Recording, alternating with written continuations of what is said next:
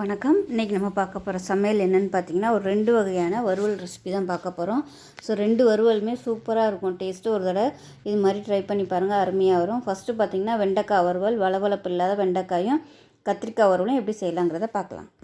இப்போ ஒரு பவுல் எடுத்துக்கலாம். இதில் பார்த்தீங்கன்னா நல்ல ஒரு 1/2 கிலோ அளவுக்கு வெண்டைக்காய் முத நாளே கழுவிட்டேன். நீங்கள் காலையில் செய்ய போகிறீங்கன்னா முத நாள் நைட்டு நல்லா ஒரு வடிகட்டியில் நல்லா கழுவிட்டு எடுத்து வச்சுருங்க. காலையில் தண்ணி இல்லாமல் இருக்கும். சமைக்கும்போது நீங்கள் அலசிட்டு பண்ணிங்கன்னா வளவளப்பு அதிகமாக இருக்கும். அதனால் எப்போயுமே வெண்டைக்காய் செய்யும்போது முத நாள் நைட்டு அலசி வச்சிட்டிங்கன்னா உங்களுக்கு ஈரம் இருக்காது. பாருங்கள், கொஞ்சம் கூட ஈரமே இல்லை, நல்லா ட்ரையாக இருக்குது. இப்போ இதில் தேவையான அளவுக்கு உப்பு சேர்த்துக்கலாம். அரை உப்பை இப்போ சேர்த்துக்கோங்க. நம்ம வதக்கி முடிக்கையில் பத்தலைன்னா உப்பு சேர்த்துக்கலாம். இப்போ இதில் கொஞ்சமாக ஒரு 1/4 டேபிள் ஸ்பூன் அளவுக்கு மஞ்சள்தூள் சேர்த்துக்கலாம். அதே மாதிரி காரத்துக்கு தேவையான அளவுக்கு மிளகாத்தூள் சேர்த்துக்கலாம். ஒரு 2 டீஸ்பூன் அளவுக்கு சேர்க்குறேன். இப்போ இதில் ஒரு 2 டேபிள் ஸ்பூன் தயிர் சேர்த்துக்கலாம். நல்லா கெட்டியான தயிராக சேர்த்துக்கோங்க. அது கூடவே 1 டேபிள் ஸ்பூன் அரிசி மாவு சேர்த்துக்கலாம். இது நல்லா கிறிஸ்பியாக வரும். அரிசி மாவு இல்லை கார்ன்ஃப்ளவர் மாவு சேர்த்தா கூட நல்லா கிறிஸ்பியாக வரும். அதை நல்லா மிக்ஸ் பண்ணி விட்டுக்கலாம். தயிர் சேர்க்கும்போது அதோட வளவளப்பு குறையும். இப்போ நல்லா பிசைஞ்சாச்சு. இது நல்லா ஒரு 1 மணி நேரம் இல்லை ஒரு 1/2 மணி நேரம் ஊறட்டும். டைம் இருந்துச்சுன்னா நல்லா 1 மணி நேரம் 1.5 மணி நேரம் ஊற வைங்க. இல்லைன்னா நீங்கள் ஒரு 1/2 மணி நேரம் ஊற வச்சா போதும். இப்போ இது நல்லா 1 மணி நேரம் ஊறிடுச்சு. இப்போ தண்ணியை எடுத்து வச்சிடலாம். இப்போ ஒரு கடாய் வச்சுக்கலாம். இதில் தேவையான அளவுக்கு எண்ணெய் விட்டுக்கலாம். எண்ணெய் நல்லா சூடானதும் 1 டீஸ்பூன் கடுகு சேர்த்துக்கலாம். அதே மாதிரி 1 டீஸ்பூன் உளுந்து சேர்த்துக்கலாம். இப்போ கடுகு உளுந்து பொரிய ஆரம்பிக்குது. 1 டீஸ்பூன் சீரகம் சேர்த்துக்கலாம். கொஞ்சமாக கருவேப்பிலை சேர்த்துக்கலாம். இப்போ இது எல்லாமே நல்லா பொரிய ஆரம்பிச்சிருச்சு. இப்போ நம்ம ஊற வச்சுருந்த வெண்டைக்காயை சேர்த்துக்கலாம். நல்லா அகலமான கடாயாகவே எடுத்துக்கோங்க. இதை விட இன்னும் பெரிய கடாயாக இருந்துச்சுன்னா, அதாவது நல்லா அகலமாக உள்ள மாதிரி இருக்குதுன்னா உங்களுக்கு நல்லா கிளறதுக்கு நல்லா சூப்பராக இருக்கும். வெண்டைக்காயை சேர்த்துட்டு போட்ட உடனே கிளற வேணாம். கொஞ்சம் அப்படியே ஒரு 2 நிமிஷம் ஆகட்டும். அடியில் உள்ளதெல்லாம் கொஞ்சம் அந்த மசாலா எல்லாமே கொஞ்சம் செட் ஆகட்டும். அதுக்கப்புறமா நம்ம திருப்பி விட்டுக்கணும். இப்போ போட்டு 1 நிமிஷம் ஆயிடுச்சு. இப்போ மேலாப்பில் அப்படியே திருப்பி விட்டுக்கணும். ரொம்ப போட்டு கிளற வேணாம். எனக்கு கிளறிக்கிட்டே இருந்தோம்னா அதில் உள்ள வளவளப்பு வெளியே வந்துக்கிட்டே இருக்கும். அதனால் கொஞ்சம் அப்படியே லேசாக திருப்பி விட்டு அந்த மசாலா எல்லாமே நல்லா செட் ஆகும். இப்போ மறுபடியும் திருப்பி விட்டுக்கலாம். இப்போ பாருங்கள், ஓரளவுக்கு நல்லா வதங்கிடுச்சு. அதே மாதிரி வளவளப்பும் குறைஞ்சிருச்சு. ஸ்டார்டிங்லேயே போட்டு நம்ம கிளறிக்கிட்டே இருந்தோம்னா அது வளவளப்பு சீக்கிரமாக குறையாது. நம்ம எந்த அளவுக்கு கிளறாமல் இருக்குமோ அந்த அளவுக்கு தான் வளவளப்பு சீக்கிரமாகவே குறையும். இப்போ மேலாப்பில் மறுபடியும் நல்லா அப்படியே கிளறி விட்டுட்டு அப்படியே விட்டுடலாம். மூடி வைக்கக்கூடாது எப்பயுமே வெண்டைக்காய் வதக்கையில். ஏன்னா அந்த தண்ணி பட்டு வளவளப்பு இருந்துகிட்டே தான் இருக்கும். அதனால் இப்படி ஓப்பன் ஹீட்டாக தான் வச்சு நம்ம கிளறணும். வெண்டைக்காய் நல்லா வதங்கிருச்சு. இந்த ஸ்டேஜில் ஒரு 5 பல் பூண்டு தோலோடு தட்டிட்டு அப்படியே சேர்த்துக்கலாம். இன்னும் நல்லா வெண்டைக்காய் வதங்கணும். இந்த ஸ்டேஜில் பூண்டு சேர்த்தோம்னா நல்லா கடைசியாக வரையில் நல்லா கிறிஸ்பியாக வந்துடும். இதில் ஒரு வெண்டைக்காயை டேஸ்ட் பண்ணி பார்த்துக்கோங்க. உப்பு காரம்லாம் பத்தலைன்னா நீங்கள் இந்த ஸ்டேஜில் நீங்கள் சேர்த்துக்கலாம். இப்போ நல்லா ஹை ஃப்ளேமில் வச்சு நல்லா சுண்டு வர அளவுக்கு கிளறி விட்டுக்கலாம். இப்போ வெண்டைக்காய் நல்லா வதங்கிடுச்சு. இந்த ஸ்டேஜில் 1 டீஸ்பூன் போல் கரம் மசாலா இல்லை சிக்கன் மசாலா, சிக்கன் 65 மசாலா எது வச்சுருக்கீங்களோ அதில் சும்மா 1 டீஸ்பூன் போல் மேலாப்பில் சேர்த்திங்கன்னா நல்லா ஃப்ளேவராக இருக்கும். இது ஆப்ஷனல் தான்.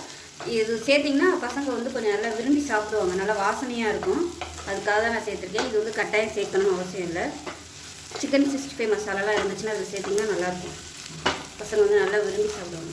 அவ்வளோ நல்லா கிறிஸ்பியாக இருந்துச்சு. நான் இதோட அமர்த்திக்கிறேன். இதோட இன்னும் நல்லா ரோஸ்ட்டாக வேணும்னு நினச்சிங்கன்னா இன்னும் கூட நீங்கள் ரொம்ப நேரம் வச்சுக்கலாம். அவ்வளோதான், சூப்பரான வெண்டைக்காய் வறுவல் ரெடி ஆயிடுச்சு. கொஞ்சம் கூட வளவளப்பே இல்லை பாருங்கள். நல்லா முறுமுறுன்னு சூப்பராக வந்துருச்சு. பூண்டு வாசனையோட அருமையாக இருக்கும். லஞ்ச் பாக்ஸ் கொடுக்குறதுக்கு சூப்பராக இருக்கும். நான் சொன்ன மாதிரி முத நாளே நீங்கள் கழுவி வச்சிட்டிங்கன்னா, அதாவது க்ளீன் பண்ணி வச்சிட்டிங்கன்னா உங்களுக்கு நல்லா ஈஸியாக இருக்கும். காலையில் செய்கிறதுக்கு வளவளப்பு இல்லாமல் அருமையாக இருக்கும். ட்ரை பண்ணி பாருங்கள்.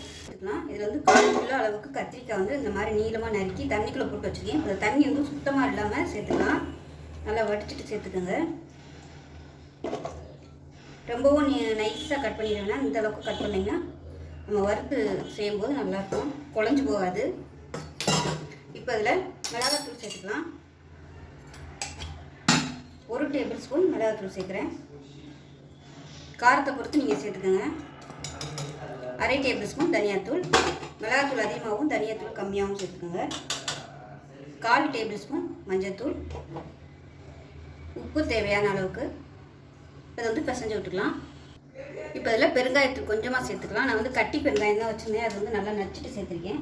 இப்போ இதில் வந்து கொஞ்சமாக லெமன் ஜூஸ் பிழிஞ்சு விட்டுக்கலாம். இதுக்கு பதிலாக நீங்கள் புளி தண்ணி வச்சுருந்தீங்கன்னா சேர்த்துக்கோங்க. கொஞ்சமாக ஒரு 2-3 சொட்டு சேர்த்துக்கோங்க, ரொம்ப வேணாம். இதை நல்லா பிசைஞ்சுக்கலாம். இது நல்லா மசாலா எல்லாமே இந்த கத்திரிக்காயில் படுற மாதிரி நல்லா பிசைஞ்சு விட்டுக்கலாம். இப்போ இதில் ஒரு 1/2 டேபிள் ஸ்பூன் அரிசி மாவு சேர்த்துக்கலாம். அதே மாதிரி 1/2 டேபிள் ஸ்பூன் கடலை மாவு சேர்த்துக்கலாம். 1/2 டேபிள் ஸ்பூன் கார்ன்ஃப்ளவர் மாவு சேர்த்துக்கலாம். இது மூணுமே பார்த்திங்கன்னா கத்திரிக்காய்க்கு நல்ல ஒரு மொறுமொறுப்பு தன்மை கொடுக்கும். அதனால் மசாலா எல்லாமே பிரட்டிட்டு லாஸ்ட்டாக சேர்த்திங்கன்னா மேலே வந்து நல்லா கோட்டிங் ஆயிரும். நல்லா நம்ம எண்ணெயில் போட்டு பொரிக்கையில் நல்லா மொறுமொறுப்பாக கிடைக்கும். அவ்வளோதான், நல்லா பிரட்டி வச்சு இப்போ நம்ம வந்து தாளித்து விட்டுடலாம். இது ஊற வைக்கணும்னு அவசியம் இல்லை, அப்படியே தாளிச்சிடலாம். ஒரு பேன் எடுத்துக்கலாம். தேவையான அளவுக்கு எண்ணெய் விட்டுக்கலாம். நம்ம தண்ணியெல்லாம் ஊற்ற போகிறதில்ல, அதனால் எண்ணெய் வந்து கொஞ்சம் கூடவே விட்டுக்கோங்க. எண்ணெய் நல்லா சூடானதும் 1 டீஸ்பூன் கடுகு சேர்த்துக்கலாம். அதே மாதிரி சோம்பு வந்து 1 டீஸ்பூன் சேர்த்துக்கோங்க, நல்லாயிருக்கும். கருவேப்பிலை சேர்த்துக்கலாம். இப்போ கடுகு, சோம்பு, கருவேப்பிலை எல்லாமே நல்லா பொரிய ஆரம்பிச்சிருச்சு. இப்போ நம்ம மேரினேட் பண்ணி வச்சுருந்த கத்திரிக்காயை சேர்த்துக்கலாம்.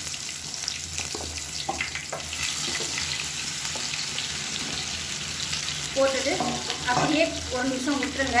அதுக்கப்புறமா நம்ம திருப்பி விட்டுக்கலாம். நம்ம மசாலா எல்லாமே கொஞ்சம் அப்படியே ரோஸ்ட் ஆகி வந்து அதுக்கப்புறமா நம்ம திருப்பி விட்டுக்கலாம்.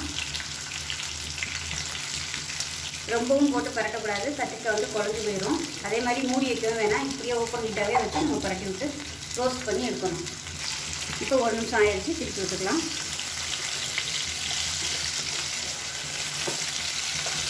குறைவான தீயிலே வச்சு நம்ம பரட்டி விடணும். ரொம்ப பரட்டினோம்னா இந்த கத்திரிக்காய் வந்து அப்படியே குழஞ்சி போயிடும்.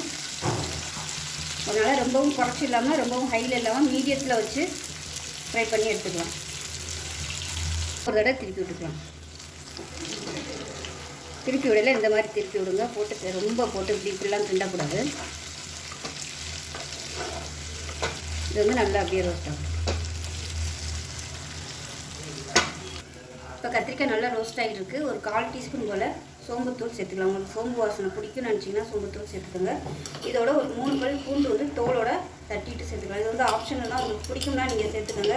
இல்லைன்னா பூண்டு இல்லாமையும் கூட செய்யலாம். ஏன்னா நம்ம பெருங்காயம் போட்டிருக்கனால ஒன்றும் பிரச்சனை இல்லை. இது நல்ல ஒரு வாசனைக்காக மட்டும்தான், அதை டேஸ்ட்டாகவும் இருக்கும் பூண்டு சேர்க்கையில். அவ்வளோதான், லேசாக ஒரு பரட்டிட்டு திருப்பி அப்படியே விட்டுறலாம். மீடியமான ஃப்ளேமில் அது வாட்டுக்கு ரோஸ்ட் ஆகட்டும். மற்ற வேலைகள் பார்க்கும்போது சின்ன பர்னரில் இதை போட்டு விட்டிங்கன்னா அது வாட்டுக்கு அப்படியே குறைச்ச தீயில் ரோஸ்ட் ஆகிட்டே இருக்கும். இப்போ பாருங்கள், கத்திரிக்காய் நல்லா ஓரளவுக்கு நல்லா சுருண்டு நல்லா மொறுமொறுன்னு வந்துச்சு பாருங்கள்.